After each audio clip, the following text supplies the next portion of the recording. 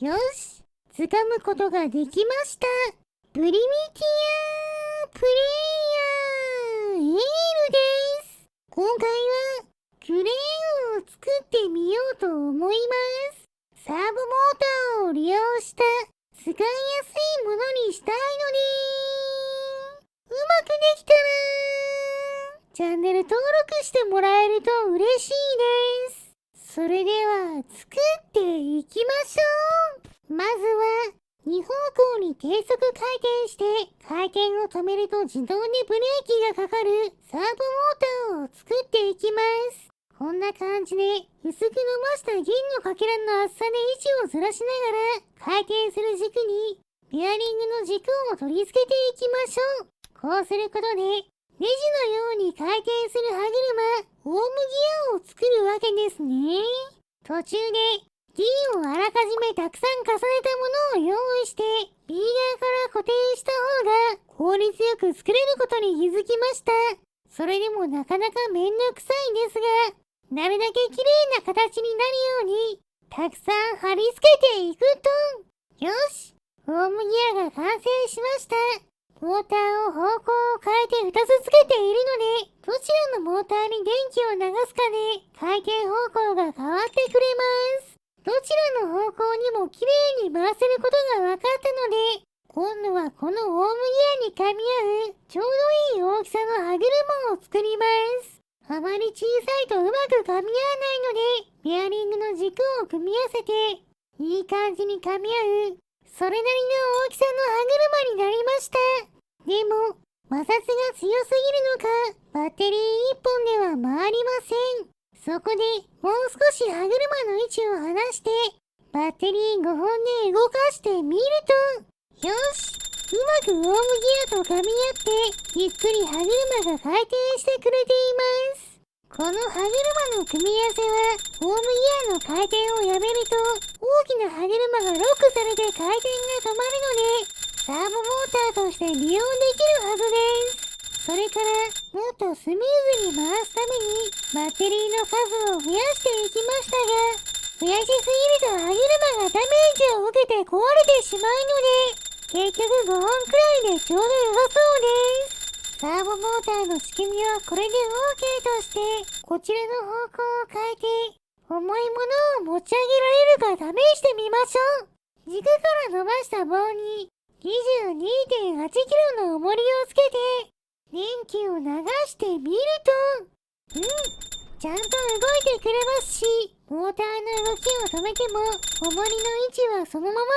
です。ちゃんとブレーキがかかっている証拠ですね。かなり摩擦が発生して、効率は悪いみたいですが、クレーンとしては使えそうなので、ここからはクレーン作りに移ります。こちらを横向きに地面につけたら、さらにその上に縦向きにしたサーボモーターを追加します。そちらに私が乗るための操縦席とクレーンを上下左右に動かすための電源とトリガースイッチを取り付けました。まだクレーン部分はありませんが、とりあえず乗ってみると、ちゃんと操作した通りの方向に動いてくれています。この動きなら問題なさそうなので、最後にクレーン部分を作りましょう。ハームについては、こんな感じで、ベアリングの軸と外輪が干渉しないのを利用した、無限に回転して挟み込む仕組みにしました。こちらを動かすスイッチは、オンオフを固定できる、コンデンサとトリガースイッチを利用した切り替えスイッチです。早速取り付けて、動かしてみると、なるほど。左右には回転してくれますが、パワー不足なのか、上下には動きません。クレーンが長すぎるみたいです。クレーンを短くしてみると、そのままでは上がりませんが、アームが動いている時の振動を利用して持ち上げることができました。でもまだ持ち上げる力が足りないので、いろいろ工夫していきましょう。クレーンの後ろにカウンターウェイトをつける方法でも、先ほどと結果は同じでした。どうやら、重さでベアリングがずれてしまって、綺麗にウォームギアが噛み合わなくなっているせいみたいです。結局、アームをかなり短くして、歯車の左右のベアリングを強化することで、だいぶスムーズになってきました。とりあえずこれで完成ですね。ここで補修材を使ってクレーンで持ち上げるためのクマの人形を作って持ち上げられるか試してみましょう。ちょうどいい場所に置いたクマの人形をクレーンを慎重に動かしてアームで挟んでいきましょう。回転させながらゆっくり下ろしていくと、おっと、回転が激しすぎて人形が弾き飛ばされました。その後も何度か試しましたが、このアームでは勢いがありすぎてまともに持ち上げることはできないみたいです。ぶつかった衝撃で壊れることもありました。手でアームを動かして接触させた状態ならなんとか持ち上げることができましたが、アームの電源を切っても離すことができません。なのでアームの仕組みを変更しましょう。いろいろ試しましたが、バネだとうまく閉じられないので、ドローンを2つ使うことで、ドローンの推進力を利用して、アームが開きっぱなしになるように調整しました。これならどうでしょうか。早速クレーンを操縦して、クマの人形のところにアームを動かしたら、電源を入れると、なんとかつかめました。